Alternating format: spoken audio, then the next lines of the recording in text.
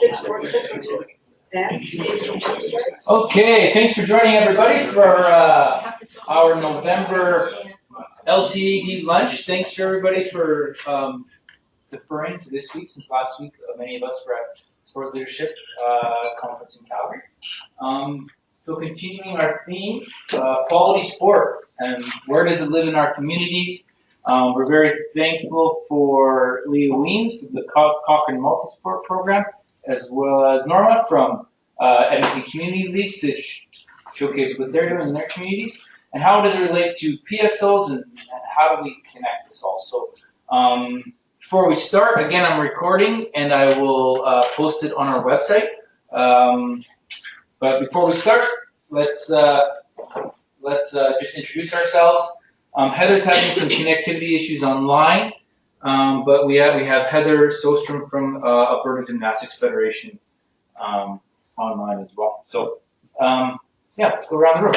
And just remember, kind of use our outside voices and our limited IT infrastructure, so feel free to speak up. I'm looking at Gary. Farthest away from the mic. Exactly. Vicki Harbour, Sport for Life. Norma Lawrence, City of Edmonton. Scott Crambo with Bunting, Alberta. Pat Voss, Lawn Bowls. Gabriela Nepo-Hera from Bunting. Gary Shelton, Edmonton Sport Council. George Montmaggie, Edmonton Sport Council. Sebastian Fortin, Alberta Curling. Brian Pelly, Alberta Curling. Taylor Stiles with Football, Alberta. Awesome. Welcome everybody. And we've got Heather. She can hear us. I don't know if she can speak to us, but she can hear us. And we have Leah with her presentation. Can you just click the slideshow piece and make your screen a little bit bigger? I'll do my job to make it. I just did that. Is it still not very big? No. Okay, let me see here. If I can do something else. Okay, view. Slideshow. Oh. I think it. There we go. There you go. Oh, it's working now? Okay. Awesome. Okay, super. Well, thank you guys very much for having me. I'm always excited to talk about this program and just to share our insights as well. And with the lens of coming at it from what is the role of a PSO, I think there's some interesting perspectives, and hopefully we can have a good conversation around that. So the Cochrane Multisport Program, make sure I'm going to switch my slide now. There we go. So our program in Cochrane was inspired by the Antigonish Multisport Program. And that was a project that started about 3 or 4 years ago now in Antigonish. And if any of you have ever heard Stephanie Spencer speak about the program, she's pretty infectious with her enthusiasm and the successes of that program. And so it was an idea that I know has been talked about a lot in Alberta and across the country for years. And we were just on the cusp of getting something going in Cochrane. And we had just received a grant, an RPAD grant as well, and then I heard about Stephanie's program, and so the timing was perfect. We were able to take a lot of their learnings and apply it to our program. So this was just a slide that Stephanie used, and I think many of you have heard Vicki or myself, or you've seen it, this Simon Sinek, it's all about the why, and I think that's really important, is about why we're doing it, and that's a constant challenge I know I face with different involvement with minor sport organizations, is sort of coming back to that why. Everybody wants to get to the what and the how, but to stop and think about why we're doing it can really change how we can deliver and how we can all work together in sport. So a big piece of it is really having the right people in the same room. And when we started, we brought together the local sport organizations that we actually put it out very broadly, and then the ones who came and showed interest were the ones who participated in the first year. One of the things in hindsight, that we didn't probably do as well as the Antigonish was they really took a lot of time to get the buy-in from the sport organizations, and so they spent up to a year just kind of having meetings with the sport orgs, getting everybody to commit to it. There was a couple holdouts that sort of jumped on board out of, I think, peer pressure in the end, but to really get that buy-in, and that was something we really tried to do. But in the end, with the grant funding that we had, and the realities was we actually in Cochrane relied a lot on our personal relationships, and so it was, oh, you coach hockey, I know you're a good coach. So come and teach the multi-sport program, and then we communicated that and tried to use it to educate the sports or associations. So I think in some cases it was successful, in others we probably, yeah, I'll share some of my learnings a little bit later on around that, but that's sort of one piece that I think is a really important point, is trying to get that buy-in right from the beginning. So our vision was to grow children through sport, providing opportunities to develop the skill and confidence to enjoy the positive benefits of a quality first experience. So you can take a look through our goals around the opportunities, helping. One of the things I was really adamant about was using the local sport organizations to deliver the programming. And so that's a way for them to promote their programs, but also a way to help us hopefully inform, educate, and support them as well in maybe other LTAD related stage appropriate kind of programming that they might be interested in, or that we could help guide them towards. So that was a big piece of what I really, my vision was here, reducing barriers of participation in quality sport, really providing an alternative to the, 6 or 8 month hockey season, or the, full winter kind of whatever it is, volleyball, basketball pieces that are really hard to make it really difficult to sign up for other sports and sample sports at the younger ages. We wanted to educate the community and then use it really more as a partnership and community builder. So this is our initial poster.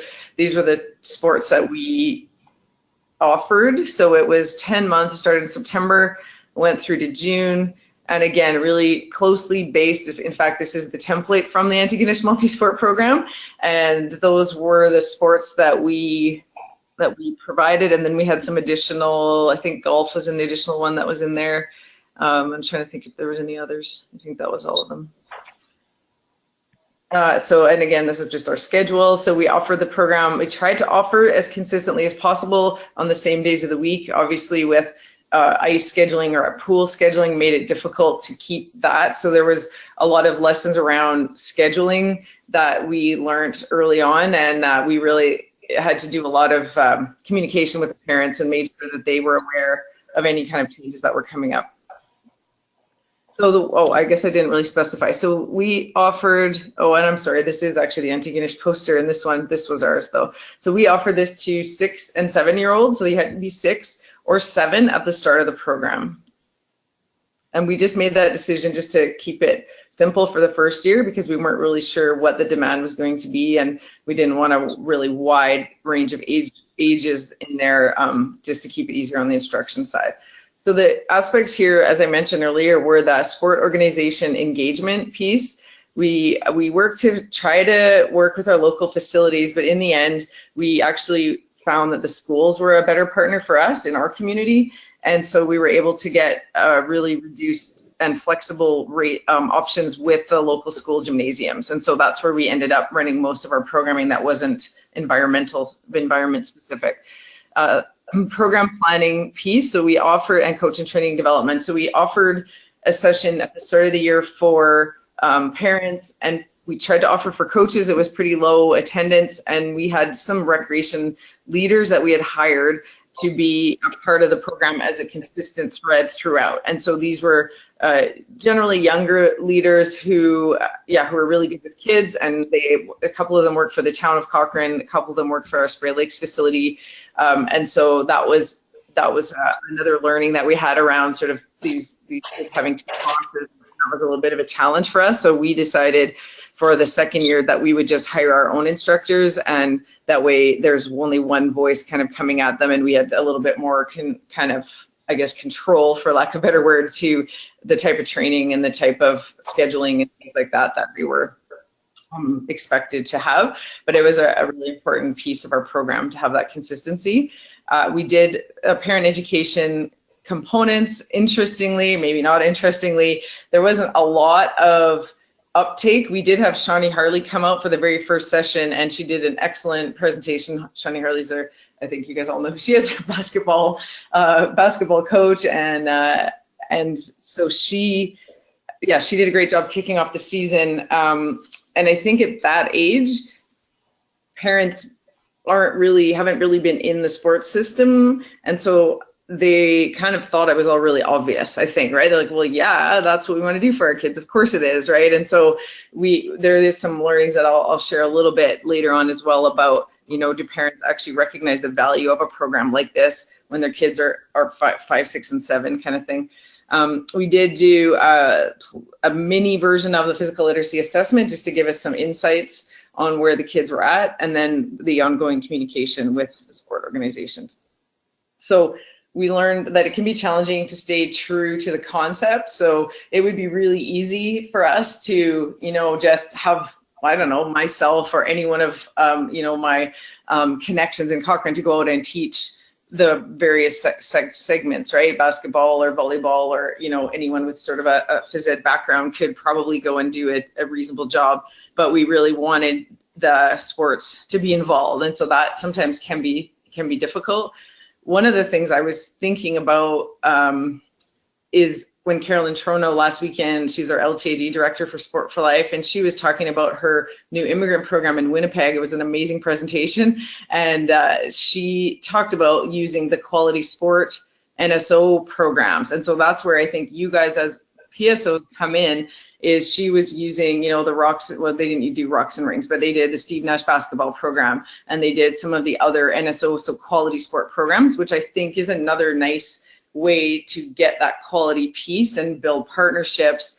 Maybe if you don't have a local club that's has the capacity to deliver the programming. Create the demand first, and it works best when physical literacy and quality sport trained leaders work alongside the club coaches. So I wanted to just give you a status update, and then I'll come back to my learning. So the pilot last year ran, we had 28 kids registered.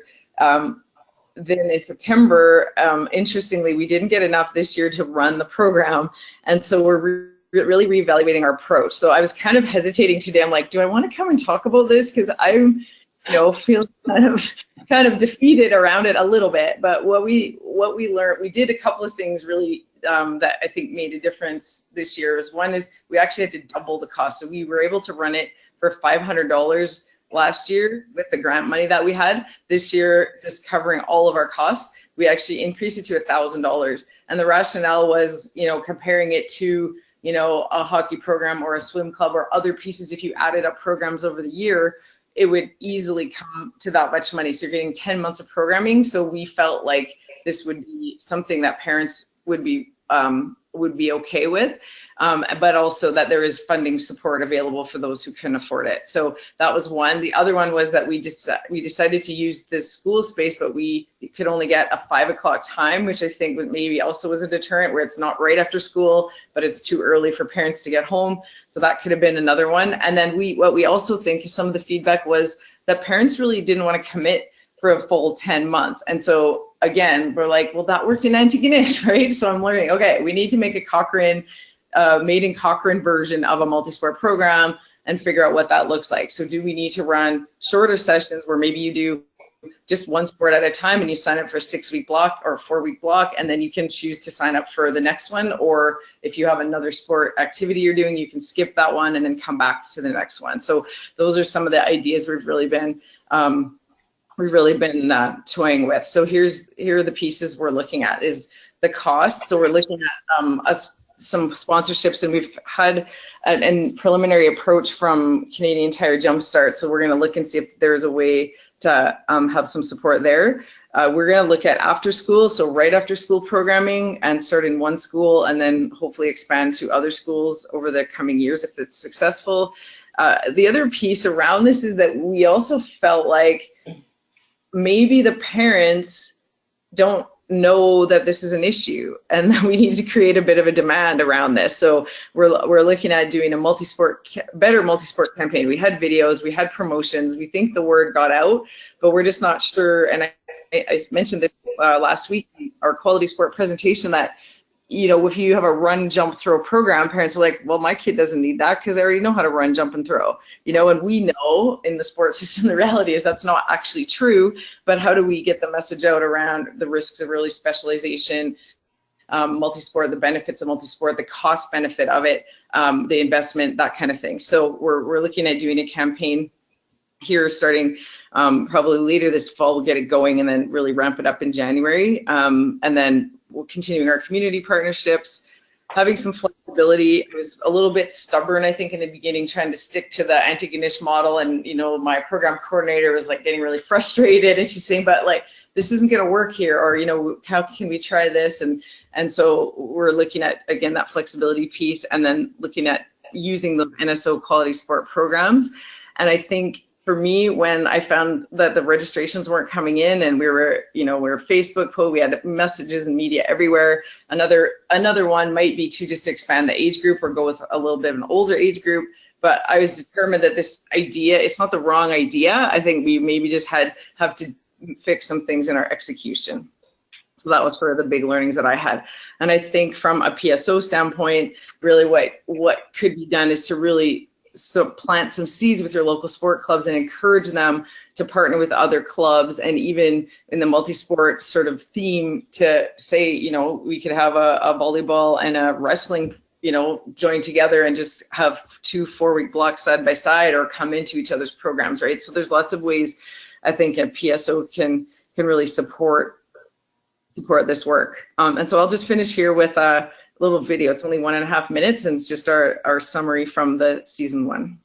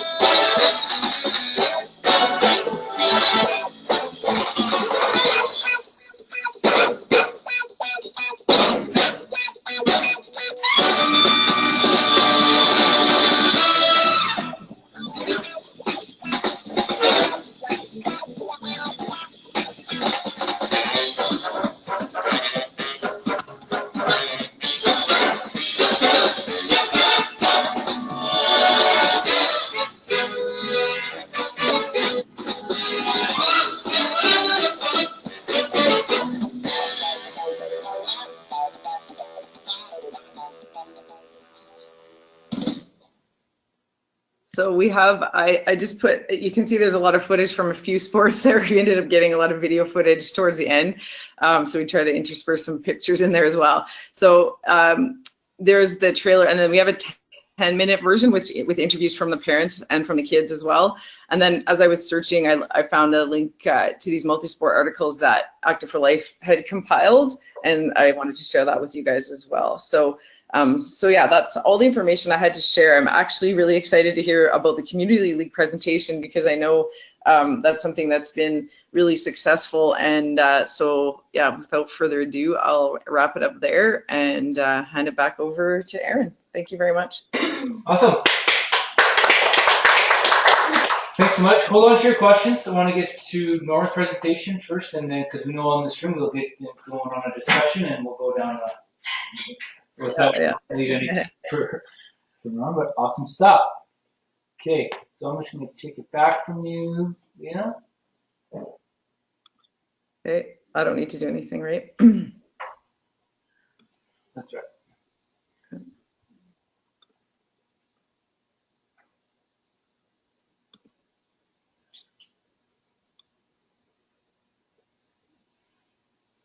Do you have a mouse that I could use? I don't.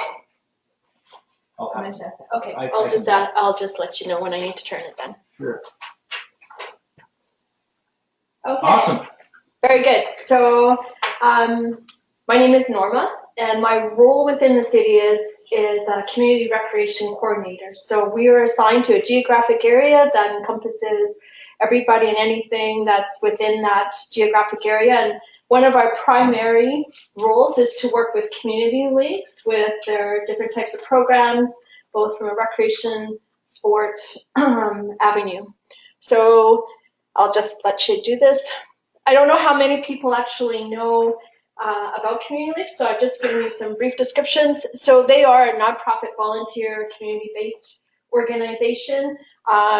They provide the sport and recreational programs at a local level, and they currently offer soccer, basketball, softball, and initiation hockey. But historically, they have also offered basketball and then the higher levels of hockey. And if you go further back to even like way back in the beginning when they started, which is like 100 years ago. 100 years ago was the first time that a community league formed. And they formed because they needed recreational programming that wasn't being provided by the city at the time. But they went into cricket, they had wrestling, there are a couple of leagues that actually still offer some wrestling programs. But I would say historically or currently the primary things have been the basic soccer, baseball, softball, and initiation hockey. Okay, next. So from a physical literacy point of view, I would say their emphasis have been on the sport-specific fundamentals and then the learn to train with some train to train levels being offered. And then the next.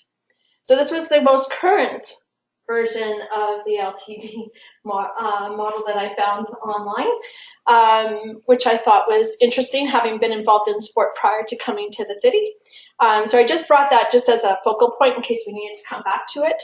But it's really that physical literacy, active start fundamentals or first involvement, and then active for life, where I think is our greatest potential for sport to be involved with community leagues. Okay, next. So physical literacy and LTAD Foundation for Physical Development and Community Sport. So community sport is basically what community leagues offer, but there's also, it also could be framing the conversation for the long-term or lifelong community sport model, as well as building community and then the benefit to sport, so sport community as well. Okay, so an example that we had is the Sport Explorers program. So I've worked with 6 community leagues. So both my colleague and I at the time pulled together our 6 community leagues in Northeast Edmonton, and it was in response to finding an alternative for the U4 soccer program. So they created their own community physical literacy program for 3 to 5-year-olds. It's community-driven, community-led, and community-owned. And the 6 community leagues that support that program and develop that program serve approximately 60,000 people, and it's still growing. So I have all the new areas. So there's many community leagues that we have that actually are like it's a mega league. So they serve 5 to 6 different neighborhoods.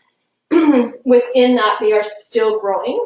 And so that potential, well, I would say at least another 15,000 people could be added to that number of 6 community leagues. Okay, next. So I guess this is a possibility also of what if. So one of the challenges that the community leagues have was we have now systems. So we have all the different, like soccer has their own system that comes in. Community leagues are really, because they are volunteer-based, they really do depend on their sports for finding the volunteers that they need to run their organization. But I am putting forward this as a possibility is if awareness, active start, first involvement, fundamentals, and active for life did not belong to each specific sport, but actually belong to the collective. And then if as the collective, we could actually find a different way to deliver programming and then benefit everybody. So next one. So from an active start point of view, again, if we were looking at just having multiple or multi-games, multi-activity programs that emphasize on the fundamental movement skills, the breadth of skills and not the depth of skills, the kids actually discover their body and the joy of moving, and then engaging all children regardless of ability and maturation. So that is one thing that the Sport Explorers program, is trying to address from that end. But that is still something that could be explored further within that piece. Next one is the first involvement in fundamentals, and this is really where I see the other PSOs to really be involved as well. So it's an opportunity for a multi-sport program, and very much what Leah was talking about was some of the things that this community group has been really looking at. So very similar conversation as what Leah had presented. So to expose kids to different sports in different environments and in different seasons. And then to actually give kids more opportunities to master the skills, but then to also tap into the sport-specific resources that other PSOs have.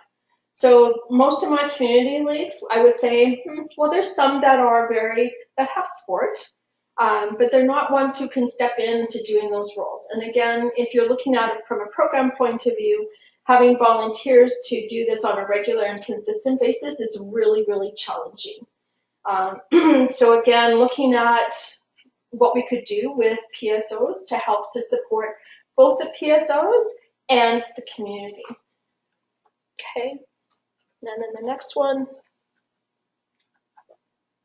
One more.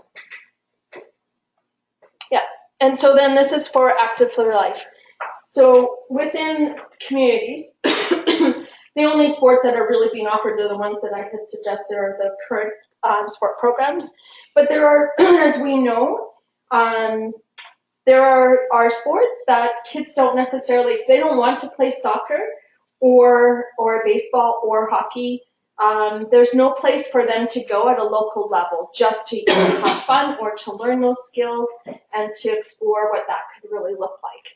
And then again, young adult programs. One of the things that I've heard on several occasions for people who are, well, my age and maybe even older, I would say that, community leagues, what we used to be able to do, like adults used to be able to go to their local community league and participate in programming. That is not being offered at the current state. And then, of course, the family activity programs and then senior programs. So there's some real, opportunities, and I realize that some of that is not necessarily out of the scope, or is out of the scope from the PSO's point of view, and that would probably look at more of the groups around the active living alliances and all of that. But there is a place, having come from sport, one of the things that we are challenged by is that if you are competitive, it's not necessarily finding the places to go back to be active. There aren't as many opportunities to find those places outside of going to the local rec centers, but not necessarily at a community level. And so the possibility, not saying that it wouldn't be easy, but the possibility would be to look at what we could do to explore that. When we are exposing kids to programming, as we know, early specializations, if we had other programming to have kids try it, you never know when you're going to find kids that are really, at 10 or 12, find that there's a sport that they really want to pursue competitively. But if we only offered programming opportunities at 5 and 6 or 7-year-olds, then it's not necessarily we could be missing out for kids to participate. And the last one? What's ETC at the bottom? Oh, just etc. Oh, okay. Yeah, Sorry. I just put it in caps, unfortunately. No, that's okay. Sorry about that, Vicki. Okay, so the reason that I'm really here is because this is a really community-owned program, but I did come from a sport background. Before I came to the city, I was very active in sport.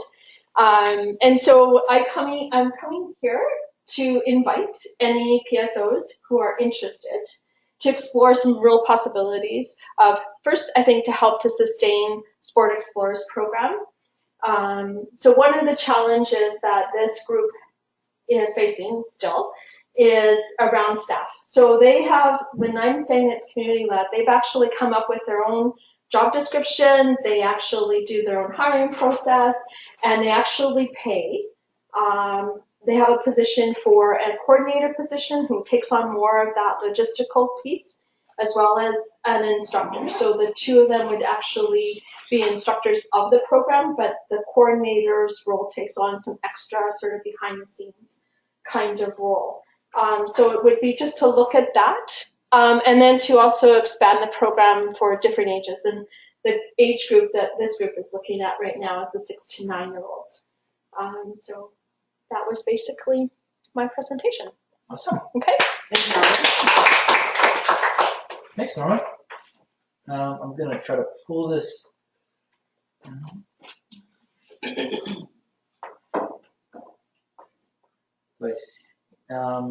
Discussion. Questions for Leah or Norma? I can't see Leah's. There she is. I'm sorry, not sorry, but Taylor from Football Alberta. I'm more so asking these questions maybe as a dad and a resident in Leduc more so than Football Alberta, but I love the program that you're doing in Cochrane. Who's doing it first off? Is it the town, City of Cochrane? Is an outside organization?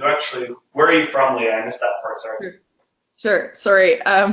I assume because I've been around for a while that everybody knows my story, so I don't want to go into too much detail. But I live in Cochrane, and it's an organization called Sport for Life Cochrane. So we're independent, volunteer, not-for-profit, and our goal over the last 5 years has been to try to educate the sport organizations, the schools, and community around best practices around physical literacy and LTAD. And so this was kind of our first foray into programming. And yeah, we have some interesting, do have some partnerships with the town, and the facility is a little bit more difficult to partner with. So we've kind of just tried to do this with the schools and with the town mostly. Okay, thank you. I'll make this quick. I absolutely love the program. I was actually last night, weird timing, at Sport Ball, which I'm sure you've heard of. My son is 4, so like super early. And I love the idea of the multi-sport. We did 8 different sports at a very, very entry-level, fun, giggly type of way. But I said to myself, why can't we create this more to the 6, 10-year-olds in Leduc? And a couple of questions I had was the equipment. I was looking at skates and stuff like that. What did you do for equipment? And my question was, what were some of your major costs? Like, did you pay all the coaches to come in, or did you partner with the local organizations? Those were my kind of 2 questions. Major costs, and what did you do for equipment for the participants? So for the land-based activities, we had the gym equipment from the school, so we were pretty good with that. The badminton folks had their own. Badminton Alberta is great with their shuttle time program, so they had all the equipment. So for the ice was the only one, I'm just trying to think if there was others, that was the only one where we really needed equipment. So what we actually had, we put out a survey and asked the families who had equipment, and we got a bit of an inventory of what we'd need. And then and then a lot of them borrowed from friends and neighbors. And then we actually had, from our female hockey program, we had a dad our coach who's been stockpiling equipment for female hockey riot day. And so he has an entire garage full of equipment, so we're able to kind of pilfer what we needed from his, and we just gave the kids a set for the duration of the ice sports section, and then they just returned it at the end. In Antigonish, what they did was they partnered with a local sports store, and I can't remember if they borrowed or if they had I think they bought a lot of the equipment and had it donated, but they had the families go in on a certain day on a Saturday and kind of get fitted for it, and then they were able to use the equipment as well for the duration. So that was, it is kind of tricky, but I would say definitely if you're going to do it, to plan, some time around that piece and figure out what's going to work the best. Yeah, I can see locally, Canadian Tire and Jumpstart, you mentioned it, even just skates and helmets, they jump on board for something like that. Yeah, they were pretty good. I did talk to Rob Hatch in Cochrane here, and at the Canadian Tire, and he was willing to do that, and we didn't really need it, which was great. And they were good about, if you want tape or sticks or things like that, that we could, go to them as well. So yeah, that's definitely a good option.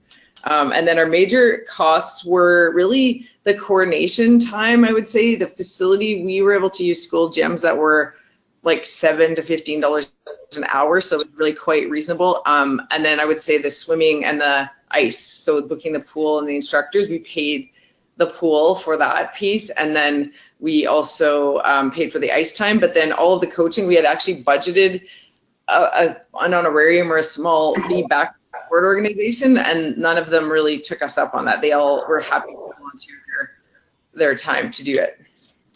Okay, thank you very much. I love the idea, and I was actually just in conversation of trying to create something at the community based in Leduc. So I will be following up with you on a personal note. Definitely.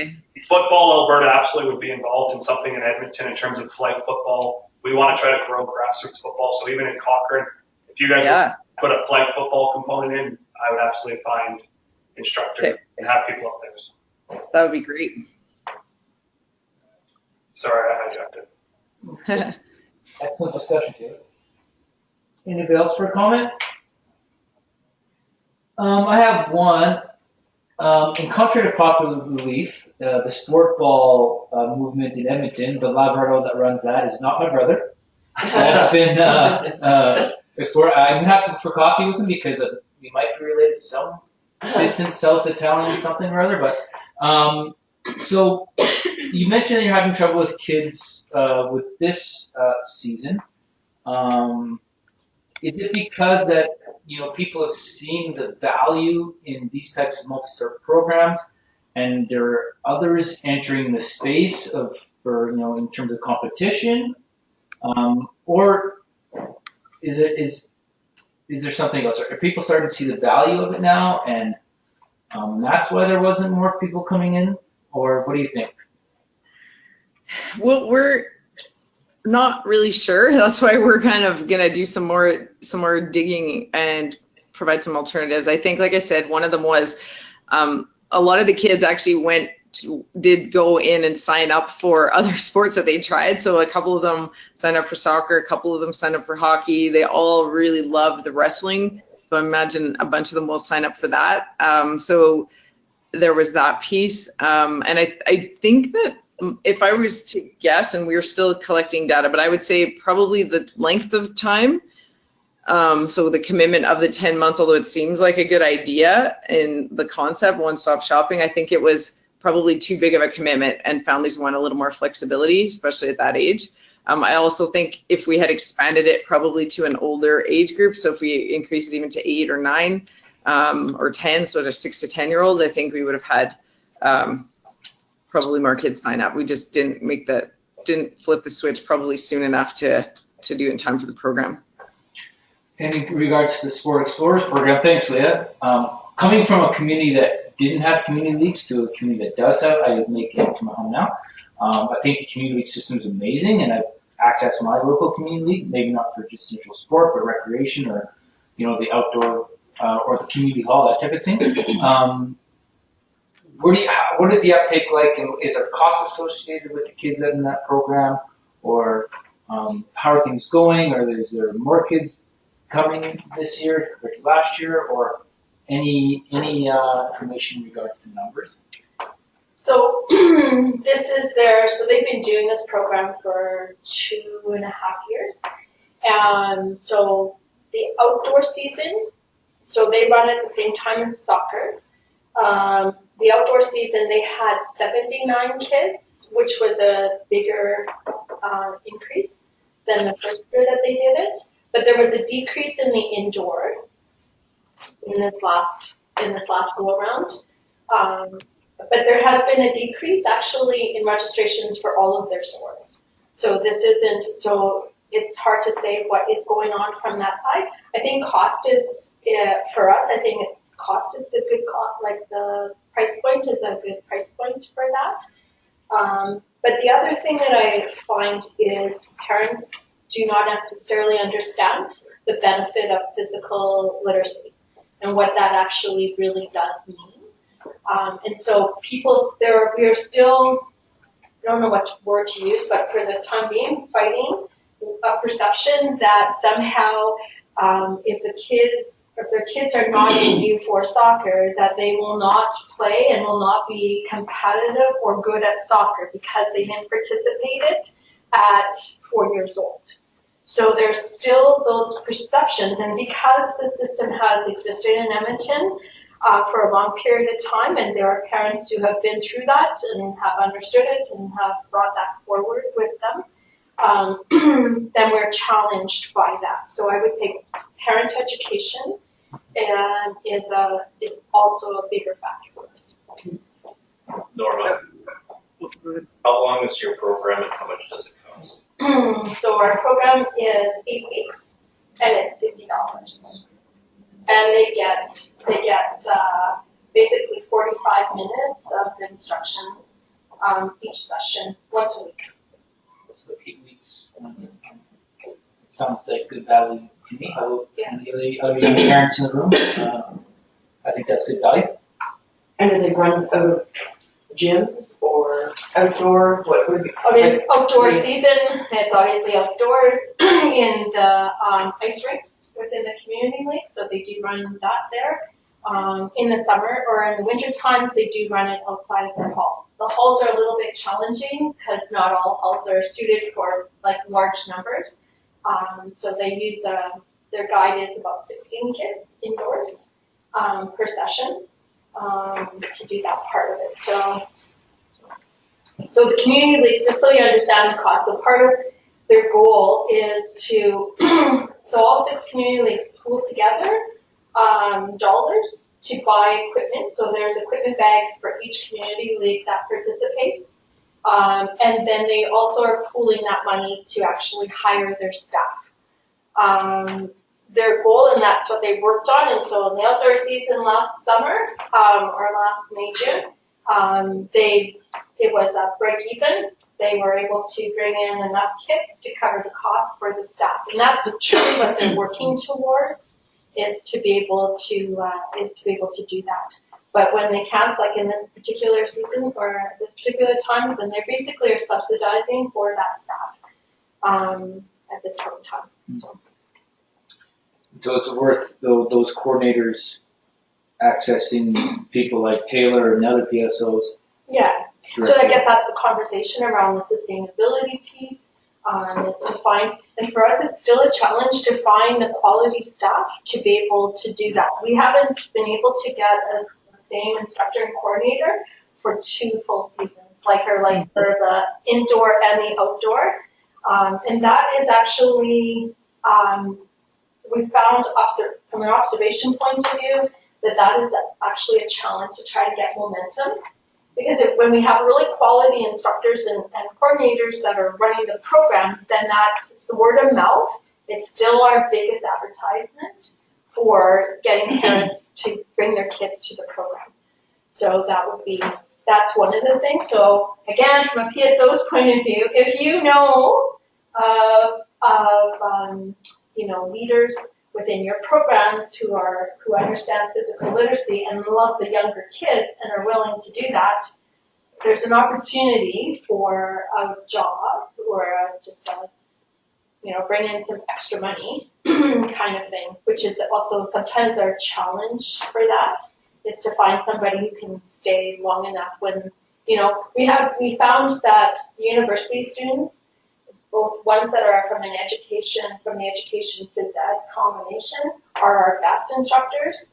But when they are needing to get jobs to pay for their university and to sustain them throughout their school year, we're not able to keep them on an ongoing basis. So that's it's not good to hear, but we had a similar challenge with our recreation leaders, and the way ours worked out was I was going to help out, and then it conflicted with my own kids' scheduling, and so I wasn't able to, because hockey doesn't send out their schedule ahead of time. I didn't know which nights she was going to be on the ice, so I wasn't able to be at the program a lot of the time, and so one of our other board members ended up having to kind of be that consistent person there, and it made such a huge difference to relate to the parents, to make sure the leaders know what they're doing, and have, some of them would kind of sit back and we needed to encourage them to help the coaches out and things like that. So what we had planned for this year, and that's part of the budgeting aspect and the way the cost went up, was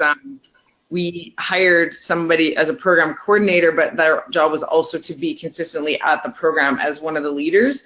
And so I think, to your point, how do we kind of raise the profile and even make these positions a bit more enticing and a bit more sustainable, so that we do have those good people in those positions, because it's so crucial to the whole experience, I think, to have somebody there that, yeah, can make sure everybody's doing what they're supposed to be doing and it's all going smoothly. So it's a good point.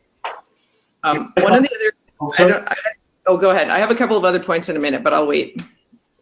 So I've long said I think this is the opportunity places, programs that are 8 to 10 weeks long for kids, that parents can see the end of the program and it's affordable. And I think what Norma is doing is wonderful. And I also know the City of Edmonton facilities branch has begun offering more 6 to 8 week programs for kids, and they're taking off like wildfire. And it's exactly that.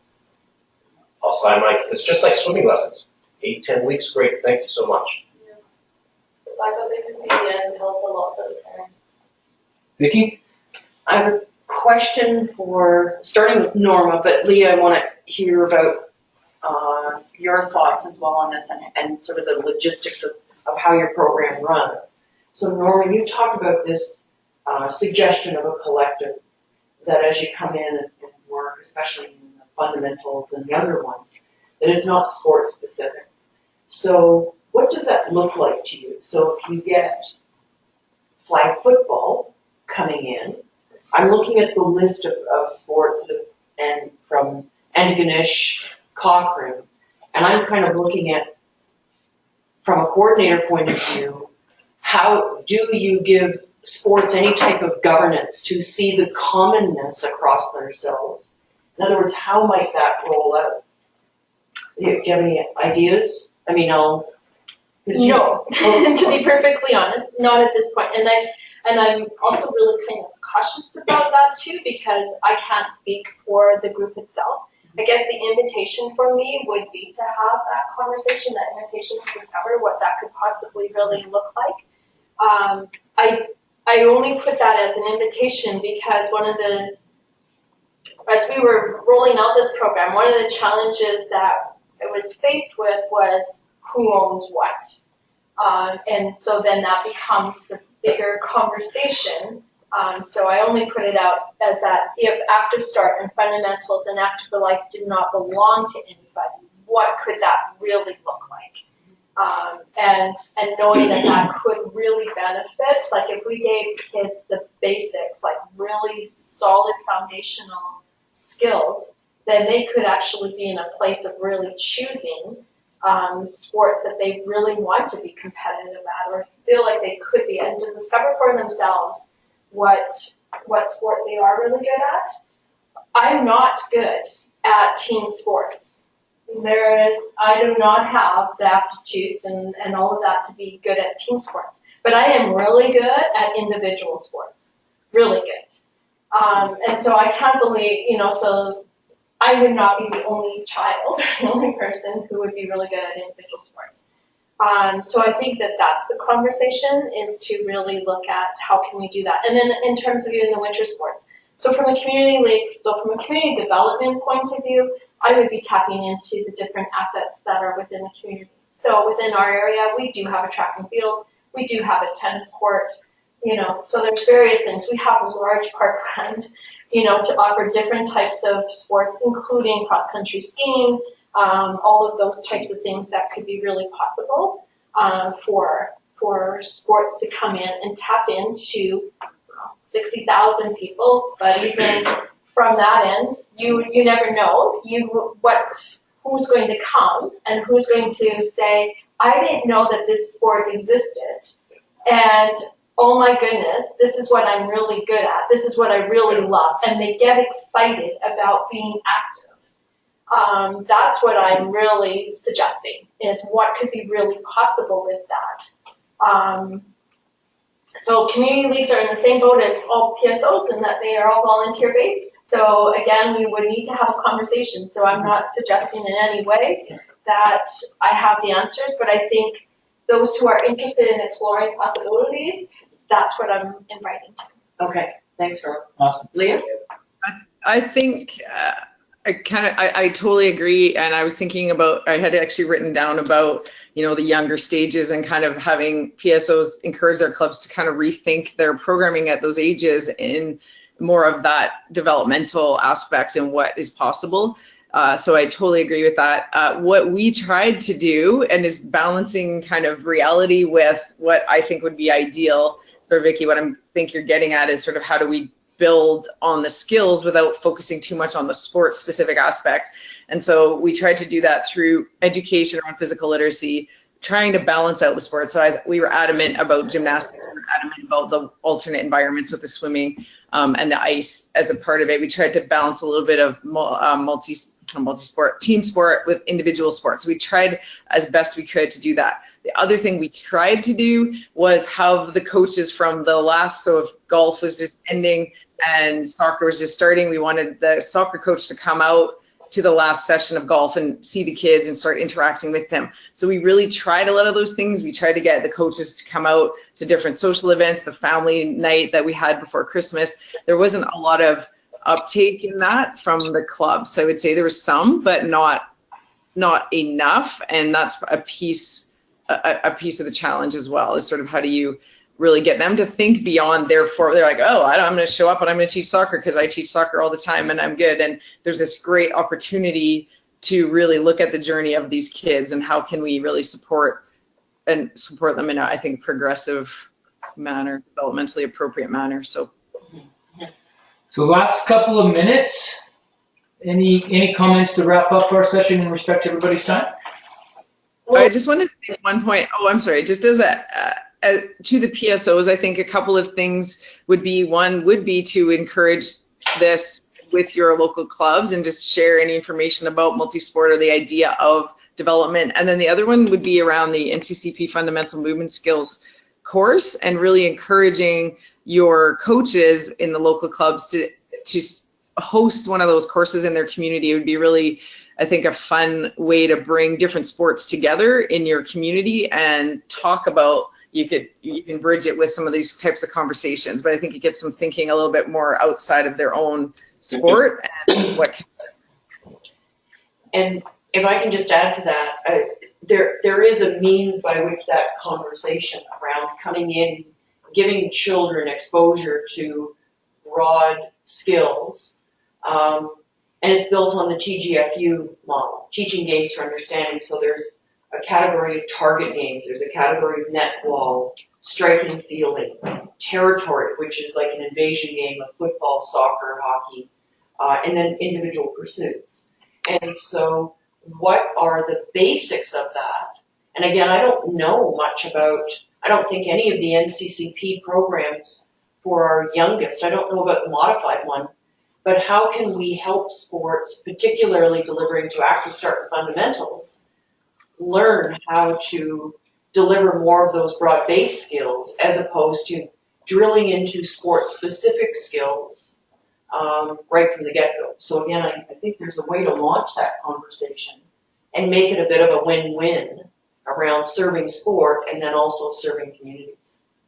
So yeah, I was thinking about the exact same thing, and it's more of like, how do you market that to the parents? Again, we're teaching your kids to run, jump, and throw, and some in a recreation setting, there is a market absolutely for that. So how do we bridge the gap into the sport system maybe and help uplift our sport coaches as well as, bridge all of those pieces. So I agree with you as well. Awesome. Well, that's it for this week. I want to talk a little bit about next month. And we're going to have Carolyn Trono from Sport for Life. We're going to talk about meaningful competition. This one is a big one. There's a lot of sports that have gone a long way to create, meaningful competition. That relates to, people or kids showing up at a field or the court or the rink and getting blown out by the other team. How is the sports system? How are we actually creating a meaningful competition environment for our athletes. So, in a nutshell, that's what next session is about. So thanks so much to everybody. Leah and Norma, much Thanks, appreciated Leah. for your time. I think there's some serious connections that we can make.